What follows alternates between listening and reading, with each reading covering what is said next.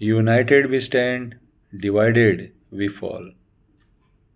आमच्या गोंयकारांनी एकजुटीन चिंबलातल्या लोकांक जिखयले. आमच्या गोंयकारांनी एकजुटीन शिरगांवच्या लोकांक जिखयले. आमच्या गोंयकारांनी एकजुटीन मेळावलीच्या लोकांक जिखयले. आमच्या गोंयकारांनी एकजुटीन सांग्याच्या लोकांक जिखयले. जेन्ना गोंयकार एक जाता, जेन्ना आमी सगळे गोंयकार म्हणून एक जाता, त्या टायमार विजय हो निश्चीत आसता. आनी हालींच आमी पणजे आझाद मैदानाचेर हें उदाहरण पळयलां. सांवाड्ड्या मिराबाग हांगासर लोक बंदाऱ्याच्या अगेन्स्ट आंदोलन करता. आयज म्हाका दिसता 18 काय 19 दीस कितें जाले ते लोक आंदोलनाक बसले. आमची जाणटीं मनशां थंयसर आंदोलनाक बसले, भुरगीं आंदोलनाक बसले, बायलां आंदोलनाक बसले आनी तीं एकूच डिमांड करता, आपलो गांव वाचोवपाचो. पूण हें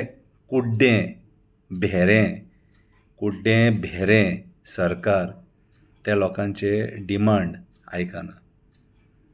आतां जेन्ना सरकार डिमांड आयकना तेन्ना आमकां रस्त्यार देंवचें पडटा. म्हणून सगळे लोक त्या दिसा आझाद मैदानाचेर येयल्ले. आयज आमकां तांकां जैत मेळोवन दिवपाची गरज आसा. म्हणून सगळ्या गोंयकारांनी एकजुटीन सांवाड्ड्याच्या मिराबागच्या लोकां बरोबर उबें रावपाची गरज आसा. आमकां मिराबाग बंदारो नाका. कारण कितें तर हो बंदारो जर येयलो जाल्यार तेंचे गांव बुडटले अशें तेंचें म्हणणें आसा. आनी गांवांत जे लोक रावता कितें तांकांच खबर आसता की परिस्थिती फुडें कितें जातली ती. ते पावसाची परिस्थिती तांकांच खबर आसता. सो आमच्या सांवाड्ड्याच्या लोकांची घरां बुडोवंक जायना, तेंचो संवसार पाड जावंक जायना म्हणून आमी तांकां साथ दिवपाक जाय. आमची भाव भयणां तीं, आमचे गोंयकार ते.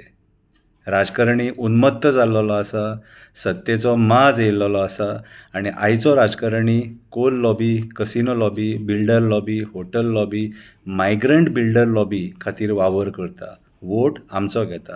सो जागो जा गोंयकारा, एक जा गोंयकारा आनी गोंयकाराक सपोर्ट करा. सांवाड्ड्याच्या लोकांक सपोर्ट करया.